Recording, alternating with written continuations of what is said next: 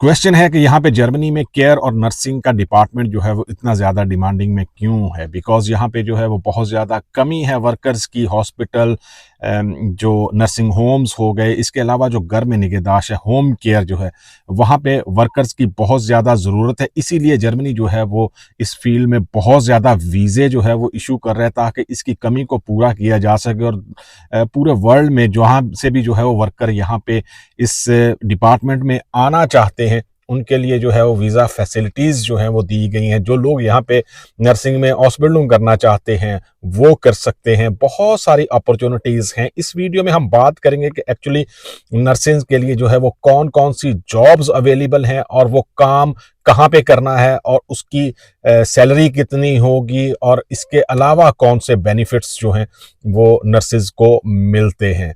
लेकिन वीडियो में आगे बढ़ने से पहले आप लोगों से रिक्वेस्ट है कि अगर आपने अभी तक इस चैनल को सब्सक्राइब नहीं किया तो प्लीज़ सब्सक्राइब करें। मैं कोशिश करूंगा कि जल्दी जो है वो वीडियो इतनी ज़्यादा लंबी ना हो। कौन कौन सी जॉब्स जो हैं वो यहाँ पे नर्सिंग के लिए जो है वो अवेलेबल हैं। सबसे पहले हम बात करते हैं जो क्वालिफाइड या रजिस्टर्ड नर्स होती है, जिसको क्रंकन श्वेस्टर या क्रंकन फ्लेगा भी जो है वो कहते हैं।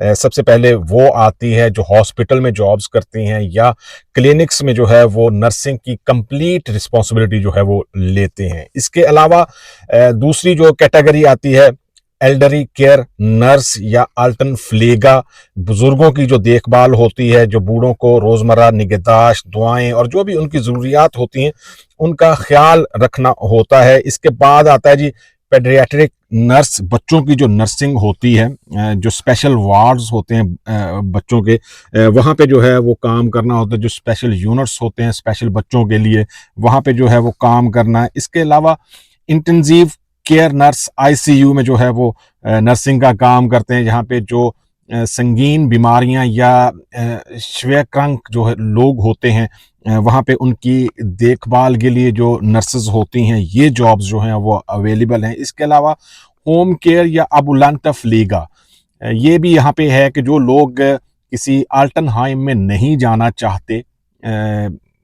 ओल्ड एज होम में नहीं जाना चाहते, वो घर पे जो है वो रहना चाहते हैं, उनको केयर के लिए जो है वो दवाइयाँ देने के लिए या दूसरी जो उनकी ज़रूरियात होती हैं, उनके लिए भी यहाँ पे डिफरेंट कंपनीज हैं जिनके वर्कर्स जो हैं वो डेली 2 टाइम या 3 टाइम आके उनको दवाइयाँ देते हैं, उनकी दूसरी ज़रूरियात खाना देते हैं। ये सारा जो है वो करते हैं। इस तरह की जॉब्स जो भी हैं यहाँ पे अवेलेबल होती हैं।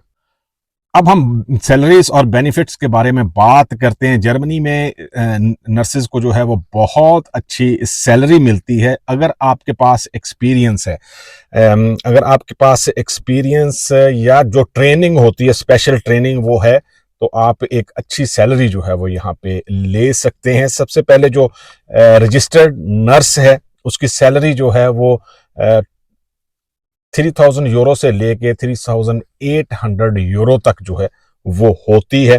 जो आईसीयू में नर्स होती है उसकी सैलरी ज्यादा होती है, क्योंकि उसका काम जो है वो ज्यादा इंटेंसिव है या इंटेंसिव है।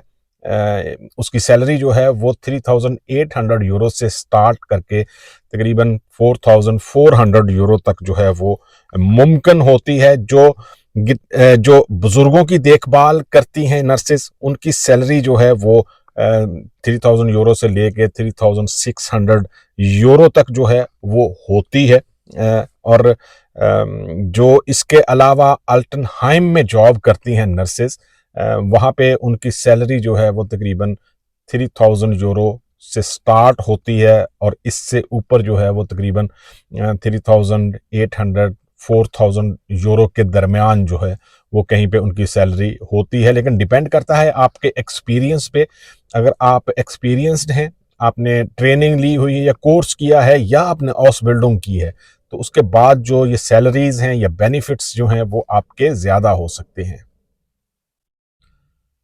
इन जॉब के साथ जो है वो आपको और बेनिफिट्स जो हैं वो मिल सकते हैं, जैसे बोनस हो गया। इसके अलावा आपको वीज़ा स्पॉन्सर जो है वो कर सकती है कंपनी यहाँ पे। इसके अलावा छुट्टियों के पैसे या आपको क्रिसमस के पैसे जो हैं वो मिल सकते हैं। इस तरह की चीज़ें जो हैं या बेनिफिट्स जो हैं वो यहाँ पे जर्मनी में नॉर्मली मिलते हैं, लेकिन डिपेंड करता है कि आप किस कंपनी में जो है वो काम कर रहे हैं। अगर ये नर्सिंग के शोबे में जो है वो आप जॉब करेंगे तो डेफिनेटली आपको इस तरह के जो है वो बेनिफिट्स मिलेंगे। आप बाद में पीआर के लिए अप्लाई कर सकते हैं, आप फैमिली रीयूनियन वीज़ा के लिए अप्लाई कर सकते हैं। जैसे जैसे टाइम गुजरेगा या आपको एक्सपीरियंस होगा या आपकी सैलरी बढ़ेगी, बहुत सारे बेनिफिट्स जो हैं वो आप यहाँ पे ले सकते हैं और डेफिनेटली आप जर्मन नेशनैलिटी के लिए अप्लाई कर सकते हैं अगर आप ऐसा चाहते हैं तो।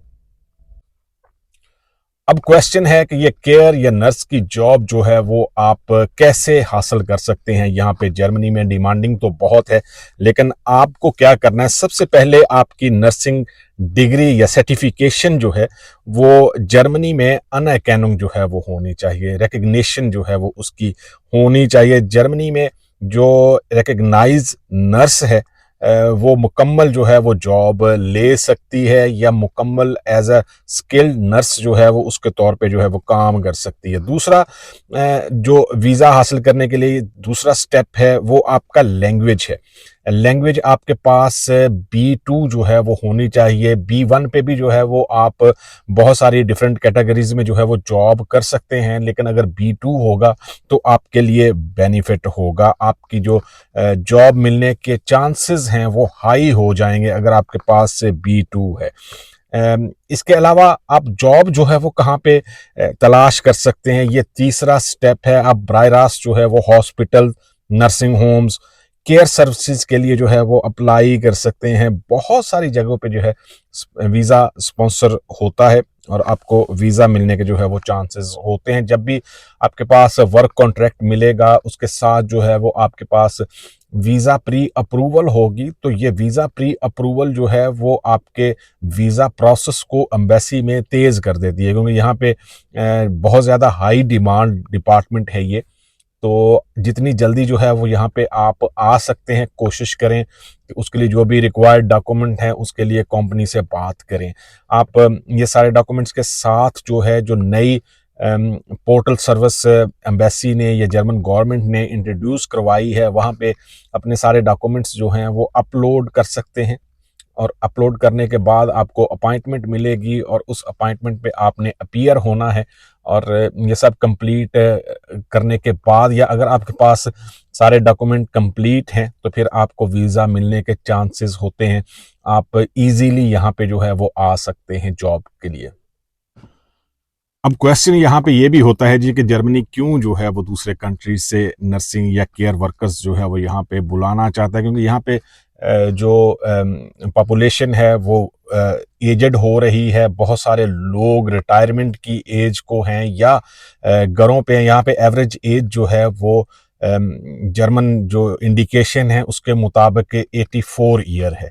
और आप अंदाज़ा कर सकते हैं कि 45 के बाद जो है वो बंदा यहाँ पे रिटायर हो जाता है और उसके बाद कितने साल तक जो है वो कोई काम नहीं करता, कोई जॉब नहीं करता। बहुत सारे लोग जो हैं वो मिनी जॉब्स करते हैं, लेकिन अगर एक पार्टनर मिनी जॉब कर रहा है तो डेफिनेटली दूसरा पार्टनर जो है वो उसको केयर की ज़रूरत है।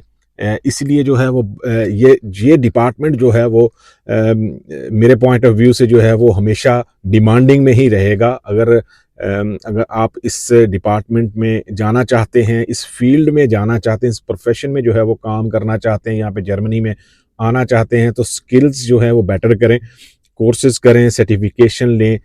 उस सर्टिफिकेशन या डिप्लोमे को या कोर्स को जो है वो रिकग्नाइज करवाएं। इसके बाद जो है वो उसमें वाइटर जो भी क्वालिफिकेशन है वो करने की कोशिश करें ताकि आपके चांसेस जो हैं वो यहाँ पे ज़्यादा हों। ऐसी जॉब्स जो है वो तलाश करना यकीनन लोगों के लिए प्रॉब्लम होती है। एक तो क्वालिफ़िकेशन पूरी नहीं होती या वो जानते नहीं हैं कि कौन सी वेबसाइट हैं, कौन से हॉस्पिटल हैं, कहाँ पे जो है वो अप्लाई करना चाहिए। उनके पास एक्सपीरियंस भी है हॉस्पिटल का, जॉब्स का, सर्टिफिकेशन भी है। इसके लिए लिंक्स जो है वो मैं अपनी इस वीडियो की डिस्क्रिप्शन में दे दूंगा, आप लोगों को कहाँ पे जो है वो अप्लाई करना चाहिए। लेकिन याद रहे कि अप्लाई आपने वेबसाइट पे करना है, आपने ईमेल जो है वो फॉरवर्ड नहीं करनी। बहुत सारे लोग जो हैं वो सिर्फ ईमेल फॉरवर्ड कर देते हैं और उसके बाद जो है वो ये सोचते हैं कि हमें रिजेक्शन जो है वो क्यों आ रही है। क्विक समरी जो मैं आपको बता दूं कि बहुत ज़्यादा हाई डिमांडिंग जो है वो ये शोबा है, और इसकी डिमांड जो है वो अगले कई सालों तक ऐसे ही रहेगी। इसमें बेनिफिट्स जो हैं या सैलरीज़ जो हैं वो हर साल बढ़ती हैं। बहुत सारी बेनिफिट्स जो है वो नए इंक्लूड होते हैं इसमें। इससे जो है वो जो काम करने वाला वर्कर है वो मोटिवेट होता है और ज़्यादा जो है वो काम करने की कोशिश करता है। लैंग्वेज जो है वो की पॉइंट है यहाँ पे। आपके पास लैंग्वेज जो है वो जितनी अच्छी बेटर कम्युनिकेशन होगी आपके लिए अच्छा है। सर्टिफिकेट जो हैं वो चाहिए होते हैं आपको जॉब के लिए और वीज़ा एप्लीकेशन के लिए। अगर आपके पास सर्टिफिकेट नहीं होंगे तो इट मीन आप लैंग्वेज बोलते भी हों तो तब भी जो है वो आप कोई उससे फ़ायदा नहीं उठा सकते। बहुत सारी कंपनीज हॉस्पिटल जो हैं वो वीज़ा स्पॉन्सर करते हैं और इसके साथ जब भी आपके पास वर्क कॉन्ट्रैक्ट आए तो उसके साथ आप वीज़ा प्री अप्रूवल का क्वेश्चन ज़रूर रखें। ये आपके लिए बेटर होगा क्योंकि उस वर्क कॉन्ट्रैक्ट मिल जाने के बाद आप लोगों को ये स्ट्रेस रहती है कि आपको एम्बेसी में अपॉइंटमेंट कैसे मिलेगी या एम्बेसी में जो प्रोसेस है वो बहुत स्लो होता है।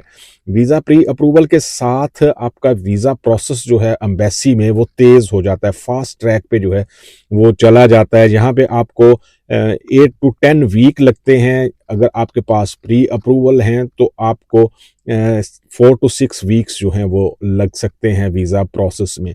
ये सारी चीज़ें अगर आपको पता होंगी तो आप बेटर जो है वो किसी भी कंपनी से, किसी हॉस्पिटल से या नर्सिंग होम से बेटर कम्युनिकेट कर सकते हैं। आपको ज़्यादा इन्फॉर्मेशन होगी। इसके अलावा जो भी वर्कर यहाँ पे आते हैं जॉब के लिए उसके लिए जो हॉस्पिटल है, कंपनीज़ हैं, नर्सिंग होम्स हैं या होम केयर है, वहाँ पे लोग जो हैं वो हेल्प करते हैं उनकी डॉक्यूमेंटेशन के लिए। कैसे जो है वो कहाँ पे अपॉइंटमेंट बनानी है या अनमेल्डिंग करवानी है, ये सारी चीज़ों में बहुत सारी कंपनीज़ जो हैं वो हेल्प करती हैं और ये फ़ील नहीं होता कि मैं यहाँ पे नया हूँ। एक्सपीरियंस बहुत ज़रूरी है। कोशिश करें कि सबसे पहले लैंग्वेज के साथ जो है वो जिस फील्ड में आपने डिसाइड किया है जाने का उसका एक्सपीरियंस ज़रूर लेने की कोशिश करें। ये आपके लिए बहुत ज़्यादा हेल्पफुल हो सकता है। ये थी हमारी आज की वीडियो। यकीनन ये इन्फॉर्मेशन जो है वो आपके काम आ सकती है अगर आप इस फील्ड में हैं या इस प्रोफेशन में यहाँ पे आना चाहते हैं। मिलेंगे किसी दूसरी वीडियो में, लेकिन दुआओं में ज़रूर याद रखें। अल्लाह हाफिज़।